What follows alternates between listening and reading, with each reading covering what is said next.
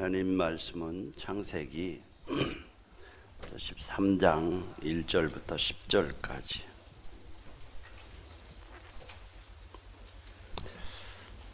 아브라함이 애굽에서 그와 그 아내와 모든 소유와 롯과 함께 네겝으로 올라가니 그가 네겝에서부터 길을 떠나 베델에 이르며 베델과 아이 사이 고촌에 장막 쳤던 곳에 이르니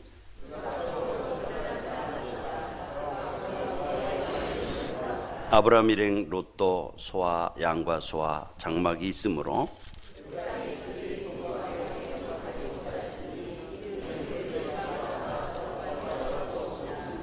그러므로 아브라함의 가축의 목자와 롯의 가축의 목자가 서로 다투고 또 가나안 사람과 브리스 사람도 그 땅에 거주하였는지라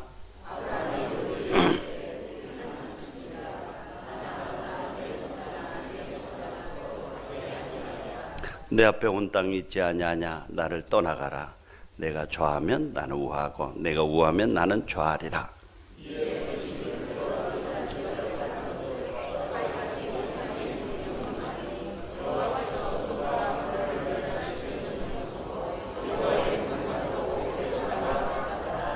아멘. 참 시간이 빠르죠? 벌써 30분 후면은 이제 2019년도를 보내고 또 20년도를 맞이하게 됩니다. 제가 기도하면서 이 송구영신 예배의 설교를 생각하다가 아무래도 지난번에 얼마 전에 한 설교입니다만 좀 내용을 다르게 하고 또 이 말씀이 가장 적절할 것 같다는 생각이 자꾸 들어서 여러분들이 이미 들으셨습니다만 조금 다른 방향에서 말씀을 드리려고 합니다. 자, 오늘 제목이 뭐예요? 새 비전으로 전진하는 사회. 큰 비전으로, 다시 한번 따라해요. 큰 비전으로 전진하는 사회. 정말 여러분들 하나님께서 지금까지 우리의 걸음을 인도해서 여기까지 오셨지만은 2020년도가 올해보다도 훨씬 더 빛나고 축복되고 건강한 한 해가 되기를 주님의 이름으로 축복합니다. 우리 곤충 중에서 호박벌만큼 일찍 일어나고 늦게 잠자리에 드는 곤충도 드물다고 그럽니다. 호박벌이 일주일에 나는 거리가요 1600km래요. 그러니까 여기서 부산을 2번 왔다 갔다 할 정도로 그렇게 난다는 거예요. 근데 이 곤충학자들이 연구에 의하면 호박벌은 몸집이 크고요, 날개가 조그매요. 그래서 그 전혀 이론적으로는 그렇게 자유롭게 날면서 꿀을 모을 수 있는 체구를 갖고 있지 않다는 거예요. 아무리 봐도. 그렇죠? 호박벌은 날개가 적어요, 여러분들 보면은. 그래서 너무 좁고 가벼워서 과학적으로는 날 수가 없게 되어 있대요. 그런데 호박벌이 그런 약점을 극복하고 자유롭게 날면서 그렇게 먼 거리를 다니면서 꿀을 모을 수 있는 이유는 내가 왜 날 수 없는지 그 이유에 대해서는 전혀 관심을 두지 않고 내 약점이나 결함을 전혀 생각하지 않고 꿀을 얻는다고 하는 이 목적 하나, 꿀을 모은다고 하는 이 목적 하나가 확실하기 때문에 쉼 없이 그렇게 날 수 있다는 거예요. 목적이 분명한 사람은 자신의 약점을 넉넉히 극복하면서 승리할 수 있다라고 하는 사실이죠. 오늘 성경에 보면은 아브라함이라는 사람이 나옵니다. 어떻게 축복의 길을 가게 되었는가를 보고자 하는 거예요. 우리와 별반 다르지 않습니다. 얼마나 위기 앞에 약했던지 자기 부인이 애굽으로 내려갔을 때에 혹시 자기에게 손해가 있을까 봐서 자기 부인을 여동생이라고 속이지요. 그리고 큰 해를 입습니다. 성경은 우리에게 그러나 그 삶의 목표가 분명하면 얼마든지 내 약점을 극복할 수 있다라고 하는 것을 아브라함을 통해서 분명하게 보여주고 있습니다.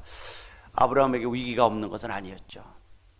약점이 많은 우리와 별반 다르지 않아요. 그러나 그가 믿음의 조상이라는 이름을 붙고 축복의 자리에 갈 수 있었던 이유가, 원인이 어디 있는가요? 그 약점을 극복하고 하나님의 부르심의 그 분명한 비전, 친척 아비 집을 떠나서 가나안 땅으로 가면 내가 너에게 큰 복을 주리라고 하는 이 분명한 비전이 확실했기 때문에 그 약점을 극복하고 믿음의 조상이 되었고 놀라운 하나님의 축복을 받을 수 있는 사람이 되었습니다.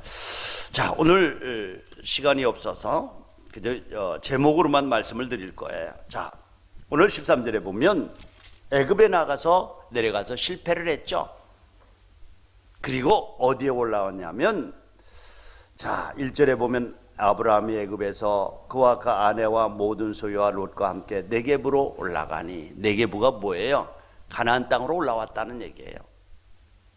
축복의 자리가 어딘가예요. 베델과 아이 사이에 처음 장막을 쳤던 곳, 단을 쌓고 여호와 이름을 불렀던 그곳이 바로 네겝이에요. 그렇죠? 네겝. 3절 4절에 보니까 그가 네겝에서부터 길을 떠나 베델에 이르며 베델과 아이 사이 고천에 장막을 쳤던 곳에 이르렀다. 그 어디예요? 그가 처음에 단을 쌓았던 곳이에요. 하나님을 예배했던 곳이에요. 근데 그 예배 자리를 피해서, 위기를 피해서 애굽으로 내려갔잖아요. 거기서 큰 낭패를 보는 거예요. 제가 늘 몇 번 말씀드렸지만은 그리스도인의 삶에 위기가 없다는 것 아니에요. 위기가 있어요. 아픔들이 있어요. 그러나 그 아픔과 위기는 피하라고 오는 것이 아니라 극복하고 더 큰 믿음의 그릇을 준비하라고 주시는 줄로 믿습니다. 위기는요, 축복을 몰고 오는 뒷문이에요. 그리고 위기를 극복하면서 아브라함이 점점 그리스도의 사람으로 성장해가고 변화해가는 것을 보게 됩니다. 그래서 실패가 없는 곳이 아니에요. 애굽으로 나가서 큰 실패를 했지만은, 그러나 곧 깨닫고 어디로 올라왔어요? 단을 쌓았던, 예배했던 예배의 자리로 올라온 거예요. 바로 그곳이 축복의 자리인 줄로 믿습니다. 우리 넘어질 수 있어요. 실패할 수 있어요. 믿음의 자리에서 멀리 떠날 수 있어요. 그러나 중요한 것은 그 자리에서 일어나 단을 쌓았던 베델로 올라오는 이 믿음의 결단이 여러분의 삶을 축복의 길로 인도할 줄로 믿습니다. 2020년도에는 정말 우리 실패하고 넘어져도 거기 좌절하지 말고 일어나서 하나님과 약속한 약속의 자리로 올라오는 축복이 있기를 축원합니다. 그렇습니다. 우리 인생도 잘못된 선택이나 타인이나 환경에 의해서 맨 밑바닥 수렁텅이에 빠지는 절망적인 경험을 할 때가 있습니다. 그러나 우리 하나님의 은총은 우리가 회개하고 돌아와 드리는 예배를 통해서 우리의 구겨진 인생을 얼마든지 피워서 하나님의 도구로 아름답게 쓸 수 있다는 사실이에요.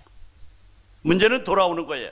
아브라함이 가나안 땅에서 돌아와서 전에 장막 쳤던 곳에서 예배를 드렸다는 것은 인생의 주관자 되시는 하나님과의 관계를 바르게 회복했다는 거예요. 이것이 축복의 통로입니다, 여러분들. 2019년 20년도에는 정말 하나님과의 관계가 바로 회복되어져서 막힌 통로가 열려지고 하나님의 축복이 그 통로를 통해서 여러분의 삶 속에, 여러분의 건강 속에, 여러분들의 자녀들에게, 여러분의 사업에 흘러가는, 넘쳐 흐르는 축복이 있기를 축원합니다. 구겨졌다고 불평하지 마십시오. 좌절하지 마십시오. 포기하지 마십시오. 우리가 하나님의 부름의 자리에 다시 올라오기만 하면 하나님은 우리의 일그러진, 구겨진 인생을 다시 펴서 사용하시는 분이 하나님이신 줄로 믿습니다. 두 번째로 여러분들, 그가 가나안 땅에서 올라왔을 때 부자가 되었다라고 지난번에 말씀을 드렸죠. 그런데 어떻게 합니까? 자기의 목자들과 조카 롯의 목자들이 풀밭을 가지고 싸우는 거예요. 다툼이 벌어진 거예요. 큰 위기를 만난 거예요. 그러나 아브라함은요, 그 문제를 그냥 놔두고 방관하지 않았습니다. 적극적으로 그 문제 속으로 들어갑니다. 사랑하는 우리 예신 가족 여러분들, 내년에는 정말 우리가 어떤 삶 속에 그것은 문제가 있다면 방관하지 마시고 문제 속으로 뛰어가서 문제를 해결하는 해결자가 되시기를 축원합니다. 아브라함이 어때요? 대리전을 치르지 않아요. 자기 롯의 조카의 목자들과 자기의 목자들이 풀밭을 놓고 싸우는 거예요. 얼마나 안타까웠을까요? 얼마든지 자기가 기득권을 주장하고요, 자기 조카가 자기를 따라와서 큰 복을 받았기 때문에 얼마든지 자기의 이익을 주장할 수가 있었습니다. 그러나 아브라함은 그렇게 하지 아니하고요, 그 관계 속에 들어가서 우리가 같은 고륙인데 싸우면은 안 된다는 거예요. 여러분들, 우리 예심교회 가족 여러분들, 우리가 다를 수 있어요. 그러나 그리스도 안에서 저와 여러분들이 한 가족인 것을 기억하시기 바랍니다. 그래서 어떻게 문제를 풀어갑니까? 먼저 자기의 기득권을 내려놓음으로 풀어갑니다. 자, 로사, 우리 같은 집안이고 너 조카 아니냐? 싸우면은 이방 사람들이 보면은 하나님의 영광이 가려져. 그러니까 우리 싸우지 말자. 그 대신 내가 내 기득권을 포기한다. 문제를 풀기를 원하십니까? 하나님 앞에서 내 기득권을 내려놓으면 문제가 자연스럽게 해결되어집니다. 싸움이 어디서 나옵니까? 서로의 기득권을 주장하기 때문에. 그래서 그에게 무엇을 제안합니까? 야, 조카야, 한번 여기서 동서남북을 바라보고 내가 제일 좋은 땅, 물이 흐르고 풀이 많은 지역을 내가 택해. 그러면 내가 나머지 땅을 택할게. 그래서 롯이 동서남북을 바라보고 어디를 택합니까? 요단뜰을 바라보니까 물이 흐르고요, 풀이 많고요, 문화시설이 잘 되어 있고요, 두말하지도 않고 롯이 무엇을 선택합니까? 삼촌, 저 요단뜰을 제가 택하겠습니다 하고 갔는데 그곳이 어떤 곳 같았어요? 애국과 같았다. 그렇죠? 에덴 같았다라고 성경이 말씀하고, 두말하지도 않고 좋은 것. 그러나 사랑하는 우리 예신가족 여러분들, 우린 여기에 함정이 있는 것을 기억해야 될 줄로 믿습니다. 여러분들, 목회에 있어서 저는 제일 우선되는 가치는 예심가족을 한 가족으로 만드는 데 그 목적을 두고 있습니다.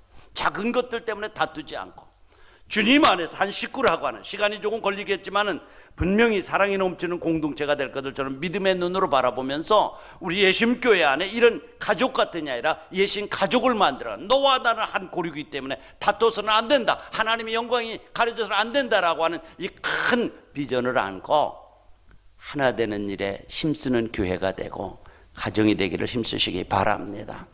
세 번째로 여러분들, 우리가 또 기억해야 될 것은 눈에 보이는 땅보다도 하나님의 약속을 붙들고 선택하고 주장하시기 바랍니다. 2020년에는 반드시 눈에 보이는 땅보다도 하나님의 약속을 붙잡는 것, 이게 축복의 첩경이라는 말이에요. 롯은 어땠습니까? 너 한번 바라봐. 그러니까 물이 흐르고 농사가 잘 되고 풀이 많은 요단뜰을 택했잖아요. 그러나 아브라함은 어땠어요? 하나님의 약속을 붙잡았어요. 약속. 내가 주어진 그 땅에 있으면 큰 축복을 내게 줄 것이다. 하나님이 약속하셔서 언약을 붙잡았어요. 예수 믿는 사람의 축복의 길은 뭐예요? 눈에 보이는 현상보다도 하나님께서 우리에게 약속한 언약을 붙들 때에 하나님이 그 삶을 책임지실 줄로 믿습니다. 2000년도에는 20년도에는 눈에 보이는 대로 선택하는 것이 아니라 믿음의 눈으로 보고 하나님이 기뻐하시는 땅을 선택하시기를 축원합니다. 그래요. 중요한 것은 하나님이 함께하는 삶이 축복의 곳이지 환경이 축복을 가져다 주지 않는다는 거예요. 믿음의 사람은 언제나 하나님이 나와 함께하는 이 하나님의 함께하심을 선택했지 보이는 환경을 선택하지 않았습니다. 아브라함이 롯에게 양보할 수 있었던 이유가 뭐죠? 그래, 너는 보이는 땅을 택해가지만은 나는 하나님이 약속한 땅을 붙들 거야. 하나님이 함께하시면 넉넉히 이 땅을 기름진 땅으로 바꿔서 나를 축복해 주실 거야. 분명한 믿음으로 선택을 했습니다. 중요한 것은 하나님이 함께하는 삶이지 환경이 아닙니다. 겉으로 볼 때는 요단들의 물이 넉넉해서 목축하기에 적합한 땅이지만은 13절에 보면 소돔 사람들은, 그곳에 살고 있는 사람들은 악하여 여호와 앞에 큰 죄인이었다라고 말씀을 하고 있습니다. 그러니까 영적인 눈이 감겨져 있기 때문에 죄악을 보지 못한 것입니다. 그래서 롯은 요단 들판에다가 야심을 품고 소돔과 고모라 성이 섞여 있는 요단 뜰로 갔었던 것입니다.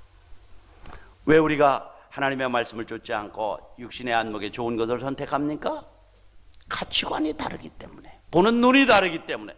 여기서 우리가 주의해야 될 것은 항상 가짜가 훨씬 더 아름답게 보인다는 거예요. 화려하게 보인다는 거예요. 탐스럽게 보인다. 그래서 아덴 동산에 있던 아담이 보았던 선악과가 먹음직스럽고 보암직스러웠다라고 성경이 말씀하고 있습니다. 그래서 롯이 선택했던 요단들은 여호와의 동산 같았고 애굽 같았다라고. 얼마나 매혹적입니까? 에덴 동산 같았다는 거예요. 눈에 보이는 곳을 택해 갔어요. 그래서 롯은. 그러나 하나님으로부터 오는 축복은 축복과 비슷한 것을 구별할 줄 알아야 됩니다. 아브라함이 조카 롯에게 양보한 데는 한 가족이기 때문에 양보했어요. 그러나 더 중요한 선택의 기준은 하나님이 약속하셨기 때문에. 창세기 12장 7절에 보면 이 땅을 너와 너의 후손에게 주겠다 약속하셨어요. 눈에 보일 때는 산지예요.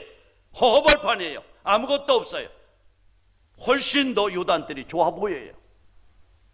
그러나 기꺼이 기쁜 마음으로 조카에게 그 땅을 양보할 수 있었던 이유가 뭘까요?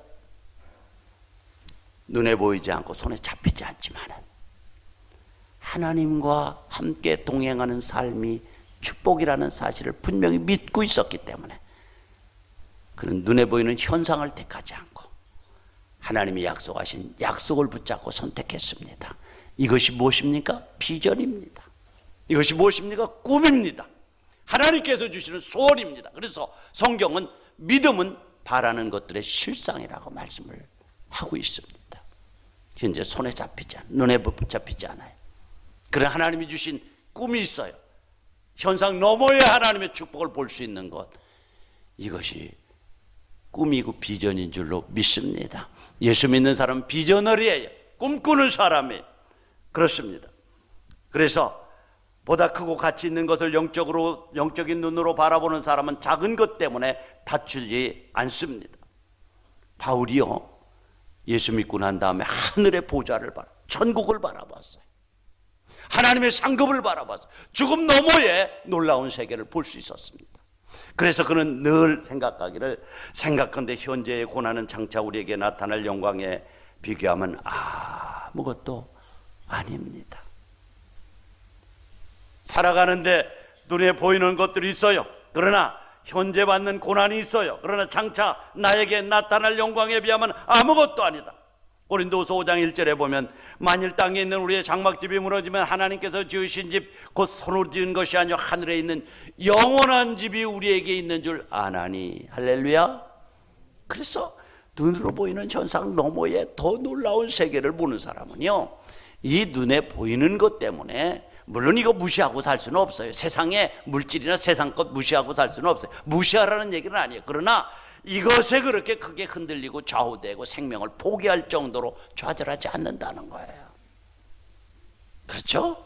큰 가치를 보면은. 그래서 예수님께서 그 비유를 말씀할 때에 어떤 사람이 밭에 보화가 감추인 것을 발견했어요. 그리고 이 보화를 밭을 사기 위해서, 보화가 감추어진 밭을 사기 위해서 자기가 지금까지 소중하게 여기던 그 모든 것을 팔았다라고 말씀을 하고 있습니다. 하늘의 소중한 가치, 천국의 소중한 가치를 발견하는 사람은 현재 자기가 가지고 있는 것들이 아무것도 아니라는 사실을 알게 될 때는 기꺼이 이것을 포기할 줄 아는 사람이 지혜로운 사람입니다. 하늘의 보화를 발견한 사람입니다. 하나님의 일하심을 보는 거예요. 그렇습니다.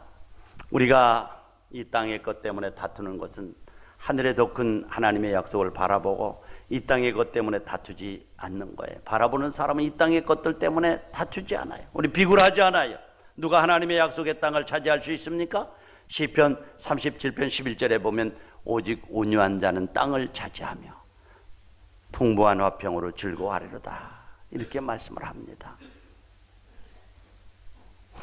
우리가 또 2020년도에 지향해야 될 삶의 초점은요, 하나님의 영광으로 해서 기꺼이 내려놓고 포기합시다. 하나님의 영광으로 해서. 자식 같은 롯을 떠내보내고 나니까 아브라함의 심정이 어땠을까요? 아마 마음 한구석이 뻥 뚫린 것 같지 않았겠어요? 그래도 곁에 있어서 내가 이 아이를 키워서 정말 삼촌이지만은 아들과 같은 존재였습니다. 그런데 그 아들이 떠나가니까 섭섭하기도 하고 괘씸하기도 했을 거예요. 그러나 열을 받지 않고 하나님의 약속을 붙잡았어요. 그 뻥 뚫린 마음을, 하나님의 약속을 붙잡고 하나님이 주시는 위로를 그가 받은 거예요. 그런데 웬일입니까? 놀라운 것은 14절에 하나님께서 또 아브라함을 위로하시는 말씀이 나오죠. 한번 읽어볼까요? 14절 시작. 롯이 아브라함을 떠나보낸 후에 여호와께서 아브라함에게 이르시되 너는 눈을 들어 너 있는 곳에서 동서남 그리고 동쪽과 서쪽을 바라보라. 여러분들, 하나님의 말씀을 쫓아가는 은혜 받은 성도는 세상이 캄캄해지면 하늘문이 열린다는 사실을 기억하시기 바랍니다. 어떻게 보면은 롯이 떠나갔어요. 삼촌은 생각지도 않고, 삼촌의 은혜는 생각지도 않고, 눈에 보이는 요단들을 다 차지했어요. 남은 것은 헤브론 산지밖에 없었습니다.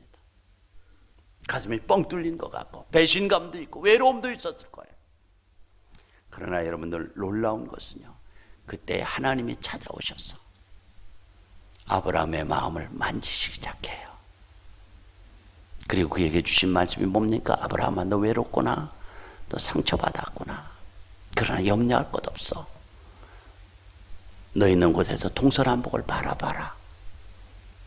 그리고 내가 그 땅을 너에게 주리라, 이렇게 약속을 하십니다. 아브라함이 이룬 것 같지만은 이룬 것이 아니에요. 동서남북을. 그래서 아브라함의 생애를 보면 하나님을 위해 믿음의 삶을 위해 얼마나 포기했나를 볼 수 있어요. 그런데 이렇게 포기하니까 하나님께서 더 큰 것으로 채워주시는 것, 하나님의 방법으로 채우시는 거예요. 하나님. 그래서 여러분들, 고향 친척 아비집을 포기할 때 하나님이 복의 근원이 되게 하셨습니다. 소돔을 포기했을 때 가나안을 주셨습니다. 여러분들, 이스마엘을 포기했을 때 이삭을 주셨습니다. 이삭을 포기했을 때 예수 그리스도를 선물로 주셨음을 믿으시기 바랍니다. 우리가 하나님의 약속을 붙잡고 하나님의 영광을 위해서 하나를 포기하면 손해보는 것 같지만은 이것이 하나님의 백성이 성공하는 비결임을 믿으시기 바랍니다. 2020년도에는 너무 눈에 보이는 것들 때문에 울고 웃고 하지 마십시오. 우리가 믿음의 길을 갈 때 때로는 손해보게 하시는 때도 있습니다. 그러나 믿음으로 기꺼이 포기하면 하나님께서 하나님의 방법으로 놀랍게 채워지는 축복을 이루어가실 줄로 믿습니다. 그런데 여기 몇 번 여러분에게 말씀을 드렸지만 하나님께서 주시기 전에 먼저 우리에게 요구하는 것이 뭐라고 그랬죠? 14절에 보니까 너 있는 곳에서 믿음의 눈으로 약속의 땅을 바라봐라 하는 거예요. 다시 한번 말씀드립니다. 하나님께서는요, 어떤 것을 주시기 전에 먼저 믿음의 눈으로 바라보게 하십니다. 꿈꾸게 하십니다. 그래서 제가 지난 일주일 동안 늦은 비 새벽 기도를 드리면서 하나님이 보여주는 땅을 믿음의 눈으로 바라보게 해주시라고, 하나님 내 안에 거룩한 소원을 주시라고, 우리 마음 안에 소원을 두고 일하시는 하나님 내 안에 주님이 주시는 소원을 주시라고 기도하라고 여러분에게 부탁드린 것이 바로 이거예요. 하나님께서 우리의 어떤 부분을 채우실 때는 먼저 바라보게 하신 후에 채우십니다. 보지 않는 사람은 채움이 없어요. 그래서 여러분들의 기도 제목으로 3개씩 써내라는 것도 이 소원을 좀 가지고 주님을 바라보면서 거룩한 소원을 구체화시키라고 여러분에게 말씀을 드린 거예요. 동서남북을 바라보라라고 말씀을 하는 거예요. 이것이 두 번째 법칙이야. 하나는 내가 너를 복주기 위해서 떠나라고 하는 거야. 너 갈대아 우르를 떠나라. 지금까지 살아왔던 삶의 방식을 버려라. 우상의 너 자리에 찌들었던 그 삶을 떠나라라고 하는 하나님의 말씀이에요. 그 다음에 두 번째 법칙이 뭔지 아세요? 떠나서 동서남북을 바라봐라. 사랑하는 우리의 신가족 여러분들, 이 밤에 믿음의 눈을 열고 동서남북을 바라보시기 바랍니다. 꿈을 달라고, 하나님 내년을 향한 소원을 달라고 기도하십시오. 눈을 들어입니다. 여기 눈을 들어 하는 말은 하나님의 눈높이에 맞추라는 거예요. 눈을 들어라고 하는 것은 여러분들의 지식과 여러분들의 경험과 여러분들의 그 외소함, 그것으로 여러분들을 제한하지 말고 전능하신 하나님의 수준으로 바라보라는 거예요. 제한하지 마십시오. 나이가 들었고 지식이 없고 환경을 봐도 어둡기만 하고 자꾸 여러분들의 눈으로 여러분들을 제한하지 말라는 거예요. 하나님께서 문을 여시고자 하면 닫힌 문을 여실 것입니다. 여러분의 학교를 가로막고 있는 성벽이 있다면 하나님은 하나님의 방법으로 무너뜨릴 줄로 믿습니다. 하나님은 전능하신 하나님. 그래서 여러분 스스로 제한하지 말라는 눈을 들어입니다. 눈을 들어. 여러분들, 우리가 고난 중에도 희망을 가질 수 있는 이유가 하나님이 우리 아버지시기 때문에 그렇고 그분은 전능하신 분이기 때문에 우리는 절망 중에도 소망을 가질 수가 있습니다. 두 번째가 뭐라고 그랬죠? 너 있는 자리에서, 너 있는 자리에서. 여러분의 자리가 힘들고 어렵고 고통스럽다고 피하지 마십시오. 언제나 믿음의 성장은 축복은 나 있는 자리에서부터 하나님과의 관계가 회복되어지고 믿음의 눈으로 주님을 바라보는 것으로부터 시작되는 줄로 믿습니다. 너 있는 자리에서, 높은 데 올라가서 바라보라고 하는 것이 아니라 너 서 있는 곳에서라고. 여러분이 처한 형편에서, 여러분 가정에서, 여러분 사업에서 하나님 앞에 믿음의 눈을 가지고 비전을 달라고 기도하시기 바랍니다. 우리가 세상을 살아가면서 힘들고 어려우면 그것을 피하고 아니요, 피할 자리가 아니에요. 바로 그 자리에서 믿음의 눈으로 바라보라고. 영국의 한 마을에 에드워드 윌리엄 보크라는 소년이 살고 있어서 너무 가난해서 미국에 가면 돈을 번다고 그러니까 갔습니다. 가서 갈 때 할아버지가 보크야, 어느 곳에 가든지 내가 있는 곳을 좋게 만들어라. 그래서 미국에 가서 가판대에 신문을 놓고 파는데 이른 새벽도 썰고 낮은 저녁 때도 썰고 깔끔하게 하고 깨끗하게 청소하고, 그것을 매일 지나다가 이제 보았던 커티스 출판사 사장이 보고, 야, 이런 아이라면 우리 회사에 데려다 키우면 잘하겠다.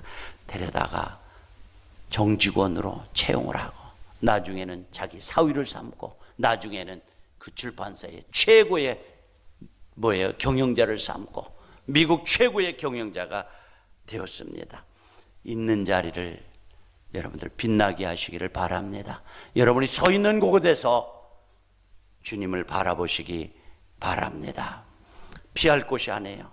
본우에 어떻게 하라고 말씀합니까? 17절을 한번 읽겠습니다. 시작. 너는 일어나 그 땅을 종과 행어로 두루 다녀보라. 내가 그곳을 내게 주리. 중요한 메시지입니다. 꿈만 가진다고 되는 것 아니에요. 이 꿈을 품을 뿐만 아니라 믿음으로 그 약속을 붙잡고 주장하면서 종행으로 행동으로 옮기라는 거예요. 우리가 자칫 잘못하면 기도만 하면 하나님 주시죠, 아니라는 거예요. 내가 믿고 하나님의 약속을 받았으면 이제는 그 길을 향해서 전진해 나가라는 거예요. 종행으로 들어 다려보라. 믿음을, 행함이 있는 믿음을 가지라는 거예요. 행동으로 옮기라는 거예요. 여러분, 꿈을 주셨습니까? 그 약속을 붙잡으시기 바랍니다. 그리고 믿음으로 하나님께서 확신을 주시고 그것이 손에 잡혔으면 믿음으로, 눈에 보이지 않고 현실이 어두워도 믿음으로 주장해 나갈 때 하나님께서 먼저 가셔서 그 길을 여시고 여러분의 삶 속에 기적을 만드시겠다는 거예요. 이것이 하나님이 올해 여러분들에게 주시는 하나님의 약속의 말씀입니다. 믿음의 눈을 크게 열어서 주님이 약속하시는 그곳으로 종행으로, 구체적으로, 행동으로 옮겨나가시기를 바랍니다. 그는 믿음을 따라 장막을 헤브론으로 옮겼습니다. 거기서 단을 쌓았습니다. 이게 행동으로 옮기는 거였어요. 그랬더니 하나님께서 그들을 놀랍게 축복하셨습니다. 믿음의 자리로.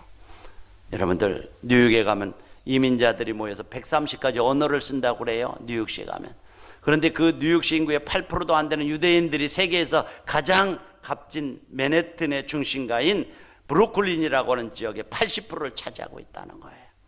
왜냐하면 거기에 선주들이 세운 성전이 있기 때문이라는 거예요. 그래서 회당이 다른 곳으로 옮기기 전에는 이사하지 않아요. 성전 중심으로 살아가는 삶, 이것이 오늘날 유대인들을 그렇게 복되게 했다는 것입니다. 사랑하는 성도 여러분들, 내년에는 예배의 성공자들이 되시기를 바랍니다. 믿음의 눈으로 주신 꿈을 바라보시기 바랍니다. 그 꿈을 주장하면서 환경과 눈에 보이는 어떤 것을 선택하기 전에 하나님의 약속을 붙잡으시기 바랍니다. 약속을 주장하면서 앞으로 나가시기 바랍니다. 여러분의 삶 속에 놀라운 기적을 보게 될 줄로 믿습니다. 우리